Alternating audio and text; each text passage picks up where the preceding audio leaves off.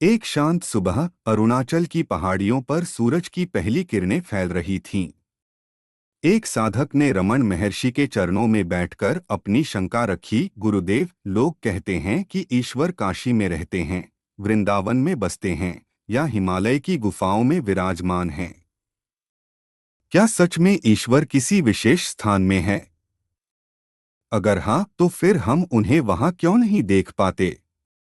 महर्षि की आंखों में एक अनंत गहराई थी, जैसे समुद्र की लहरें शांत होकर कुछ कह रही हों। उन्होंने मुस्कुराते हुए उत्तर दिया, तुम जिस ईश्वर को ढूंढ रहे हो वह तो तुम्हारी सांसों में बसता है, पर तुम उसे दूर के मंदिरों में खोजते हो। क्या कभी तुमने अपने भीतर झांका? साधक ने आंखें बंद कर लीं, मानो भीतर देखने की कोशिश कर रहा हो। फिर बोला, पर गुरुदेव, मुझे तो अपने भीतर कुछ नहीं दिखता, केवल अंधकार है। महर्षि ने एक पत्थर उठाया और पूछा, यह पत्थर कहाँ है? साधक ने कहा, मेरे सामने। महर्षि ने पत्थर को अपनी हथेली पर रख लिया। अब यह कहाँ है? साधक बोला, आपके हाथ में। महर्षि मुस्कुराए, पत्थर वही है, केवल तुम्हारी दृष्टि बदल गई। ठीक वैसे ही ईश्वर न तो दूर है न पास, वह तो है ही। तुम्हारा देखने का ढंग बदलो, वह तुम्हें हर जगह दिखेगा। साधक ने फिर पूछा, तो फिर मंदिर मस्जिदों का क्या महत्व है? महर्षि ने आकाश की ओर देखते हुए कहा, जब बच्चा डर जाता है तो मां की गोद में छिप जाता है।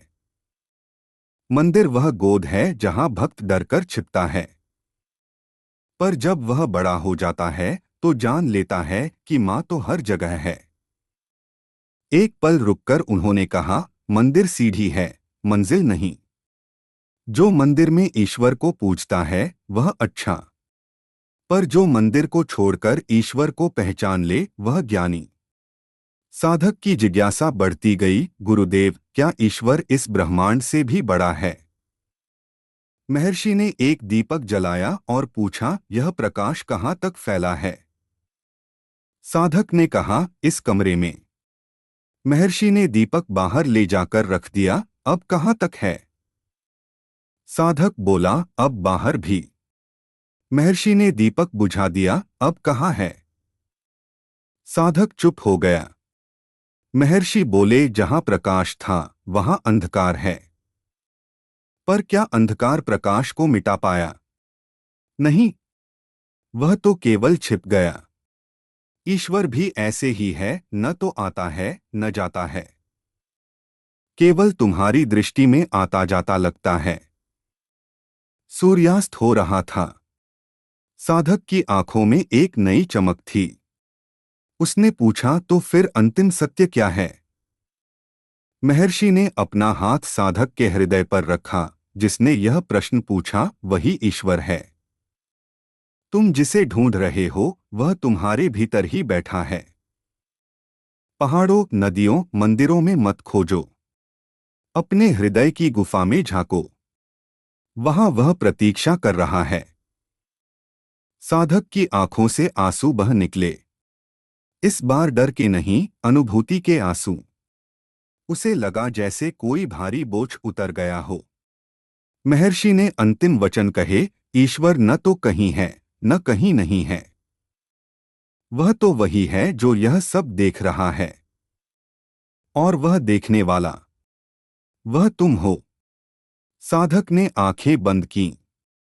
अब उसे कोई प्रश्न नहीं सूझ रहा था, केवल एक गहन शांति थी, वह शांति जो प्रश्नों के मर जाने के बाद ही आती है। और तभी उसे एहसास हुआ, जब तक वह ईश्वर को कहीं ढूंढता रहा वह स्वयं ही ईश्वर था। पिछले दिन के संवाद के बाद साधक की नींद उचट गई थी। भोर होते ही वह फिर महर्षि के पास पहुंचा। उसकी आंखों में एक नई गहराई थी, मानो रात भर किसी आंतरिक युद्ध में उलझा रहा हो। गुरुदेव, उसने हाथ जोड़कर कहा, कल आपने कहा था कि ईश्वर मेरे भीतर ही है, पर मैंने रात भर ध्यान किया, कहीं भी उसका आभास नहीं हुआ। क्या मैं किसी भूल में हूं? महर्षि ने एक छोटा सा दर्पण उठाया। इसमें क्या देख रहे हो? उन्होंने पूछा। मेरा प्रतिबिंब, साधक ने उत्तर दिया। महर्षि ने दर्पण को घुमा दिया। अब कुछ नहीं, केवल खाली दर्पण। जब तुम देखना चाहते हो तो प्रतिबिंब मिलता है, जब नहीं चाहते तो खालीपन। पर दर्पण हमेशा वहीं रहता है। ईश्वर का अनुभव भी ऐसा ही है, तुम्हारी खोज पर निर्भर करता है। साधक ने आकाश की ओर देखा। पर गुरुदेव, बादलों के आने जाने से आकाश प्रभावित नहीं होता। मेरा मन तो हमेशा बादलों से घिरा रहता है। महर्षि मुस्कुराए। तुम्हें लगता है बादलों ने आकाश को ढक लिया है? थोड़ी देर बैठो। देखना, एक बादल भी स्थायी नहीं होता। तुम्हारे विचार, तुम्हारे संदेह, ये सब चलायमान बादल हैं। इन्हें जाने दो। जो शेष रह जाएगा वही तुम्हारा स्वरूप है। दोपहर तक साधक चुपचाप बैठा रहा। अचानक उसकी आंखों में एक नई चमक आई। गुरुदेव, उसने धीरे से कहा, मैंने एक बात समझी। जब तक मैं ईश्वर को खोजता रहा, मैं स्वयं ही खो गया। अब जब खोजना छोड़ दिया तो सब कुछ मिल गया। महर्षि ने प्रसन्न होकर कहा, अब तुम्हें कोई मंदिर, कोई तीर्थ नहीं जाना पड़ेगा। जहां कहीं तुम हो वही पवित्र भूमि है। क्योंकि अब तुम जान गए हो, जिसने यह जान लिया वह स्वयं ही तीर्थ बन गया। सूर्य अस्त हो रहा था। साधक ने देखा, पेड़ों के पत्ते, पहाड़ों की चोटियां, दूर बहती नदी, सब कुछ उसी एक चेतना में डूबा हुआ प्रतीत हो रहा था। उसे अब कोई प्रश्न नहीं सूझ रहा था, केवल एक गहन विश्वास था, वह जो देख रहा है वही देखने वाला भी है। महर्षि ने मौन में ही सब कुछ समझ लिया। उनकी मुस्कान में संपूर्ण वेदांत समाहित था। अब तुम्हारी यात्रा पूरी हुई, या यूं कहो, अब यात्रा का भ्रम टूट गया है। कई दिनों बाद साधक फिर उसी पवित्र स्थान पर बैठा था, पर अब उसके चेहरे पर वह पुरानी बेचैनी नहीं थी। उसकी आंखों में एक नया प्रकाश था, वह प्रकाश जो सूर्योदय से पहले ही आकाश को रोशन कर देता है। महर्षि ने उसकी ओर देखा। उन्हें पता था, यह वह क्षण है जब शिष्य अपने गुरु से आगे निकल जाता है। साधक ने धीरे से पूछा, गुरुदेव, अब जब मैं जान चुका हूं कि ईश्वर कहीं बाहर नहीं, तो फिर मुझे क्या करना चाहिए? महर्षि ने एक पत्थर उठाया और नदी की ओर फेंक दिया। पत्थर डूब गया, पर नदी की धारा वैसी ही बहती रही। क्या पत्थर के जाने से नदी बदल गई? महर्षि ने पूछा। साधक ने सिर हिलाया। तुम्हारा ज्ञान भी ऐसा ही है, महर्षि ने कहा। अब तुम्हें कुछ करने की आवश्यकता नहीं, बस बहते रहो जैसे यह नदी। जो होना था वह हो चुका। साधक ने पूछा, तो क्या मुझे अब समाज से दूर रहना चाहिए? महर्षि हंसे। क्या बादल आकाश से दूर हो सकते हैं? तुम जहां भी रहो उस चेतना से अलग नहीं हो। अब तुम्हारा काम केवल एक ही है, जागृत रहना। चाहे तुम बाजार में हो या जंगल में। सूर्यास्त के समय साधक ने महर्षि के चरण छुए। इस बार न तो कोई प्रश्न था, न कोई चिंता। केवल एक मौन था, वह मौन जो सभी उत्तरों से बड़ा होता है।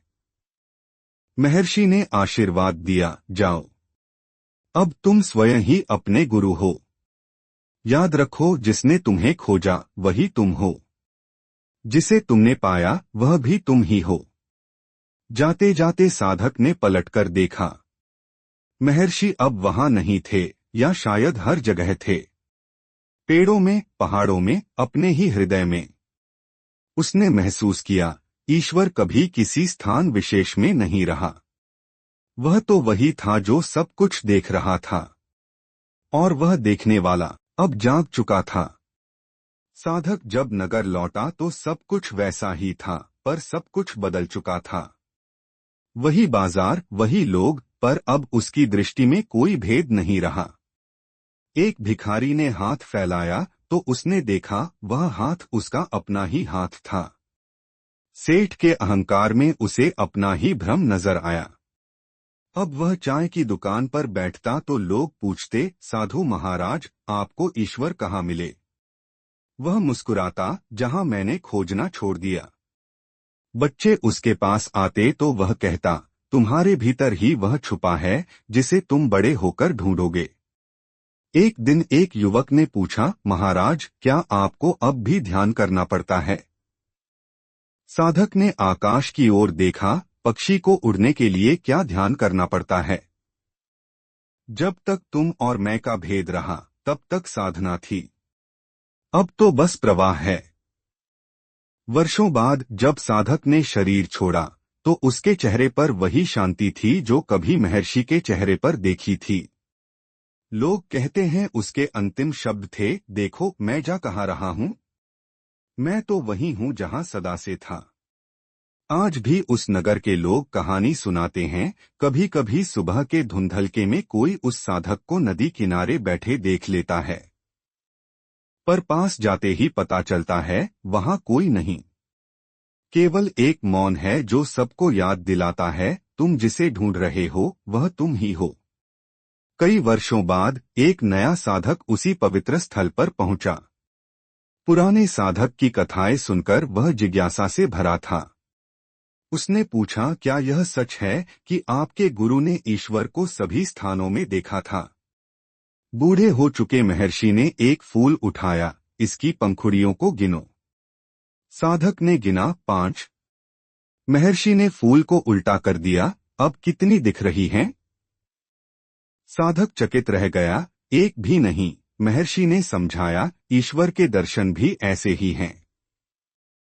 तुम जैसा देखना चाहते हो वैसे दिखते हैं, पर वास्तव में वे न तो आते हैं न जाते हैं।